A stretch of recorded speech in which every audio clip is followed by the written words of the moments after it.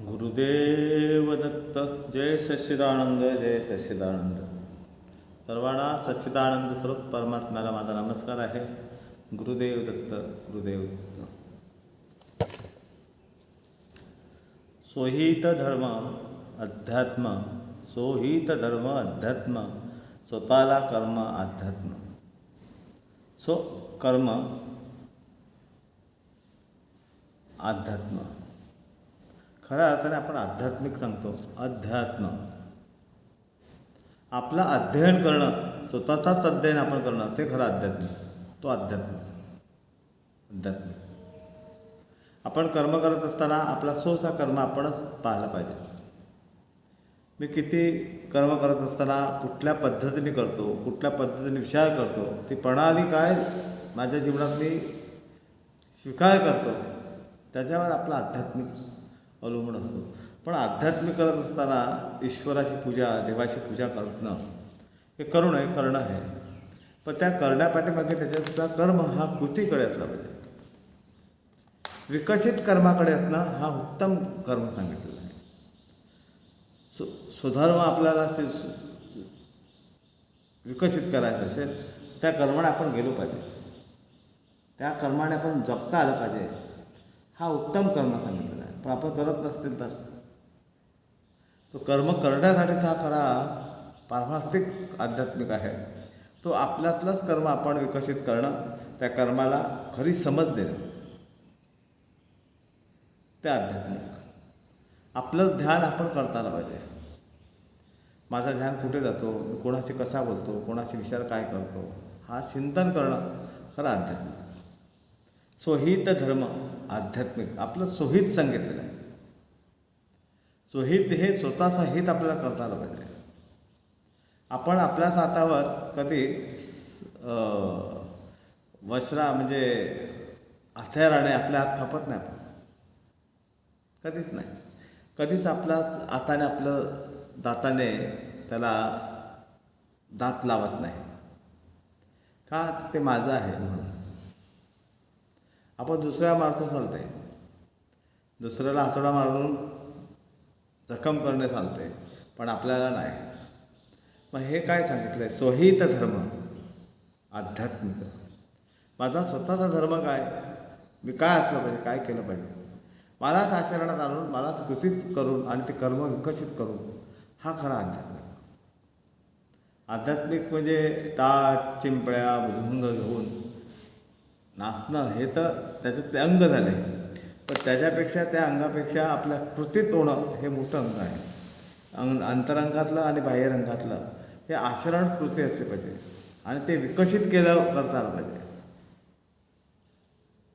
ते करणं म्हणजेच खरं आध्यात्मिक आहे.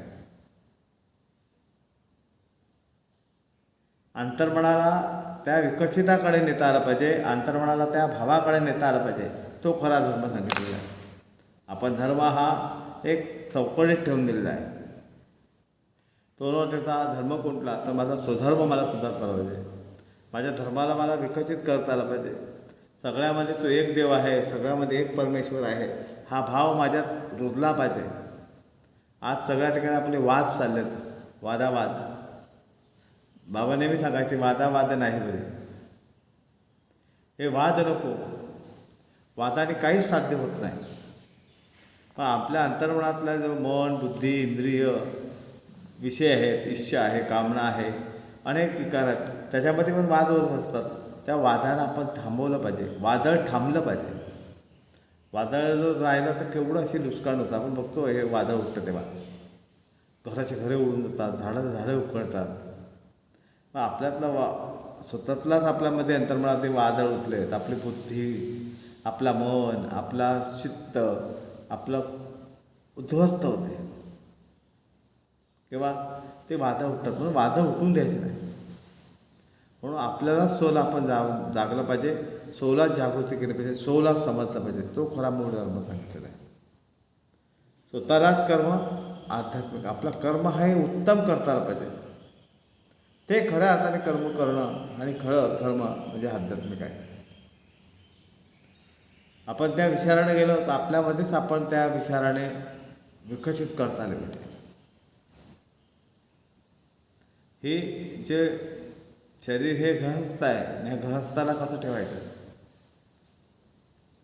तो मी परमात्मा आहे आणि शरीर हे गृहस्थ आहे, तर गृहस्थाला कसं ठेवता आलं पाहिजे याचं खऱ्या अर्थानं चिंतन आपण केलं पाहिजे. आपण कधी कधी आपल्याकडे येणारा जर गृहस्थ कोण असेल तर आपण कसा सांभाळून ठेवतो, तसा ध्येयाला सांभाळता आलं पाहिजे, विचाराने, व्यवहाराने आणि आपल्या विकसित भाव ठेवून त्या शरीराला उत्तमरित्या कर्मगुणाकडे नेता आलं पाहिजे. हा खरा आध्यात्मिक आहे. आध्यात्मिक म्हणजे अनेक लोकांनी त्याला वेगवेगळी कल्पना केली, त्याच्यात त्या विचारधारा ठेवले, पण तसं नाही. आपल्यातलाच आपण सो जागला पाहिजे आणि आपल्यामध्येच आपण ते विकसित झालं पाहिजे. तो खरा आध्यात्मिक आहे. आपण आध्यात्मिक करू नये का आपण एक संघटित असलं पाहिजे, आपला धर्म आपलं सांभाळला पाहिजे. पण केव्हा आपणच आपल्यातला निस्थिर होत नाही, आपण काय धर्म सांभाळणार? आपल्यामध्ये आपण तर विकसित असलो पाहिजे, आपण तर आपल्यातला निर्भय असलो पाहिजे, आपल्यातली निष्ठा एकसंध असली पाहिजे आणि आपल्यातलाच विश्वास मोठा असला पाहिजे, तसं होऊ शकते. आणि तेच झालं नाही तर कसं होईल? तर होण्यासाठीच आपण ती आपल्यात तयारी केली पाहिजे. आपण करतो तयारी ती बाह्य अंगात करतो, ती अंतरंगात तयारी करून त्याला काहीच लागत नाही, ते आपल्याला करता पाहिजे. गुरुदेव दत्त.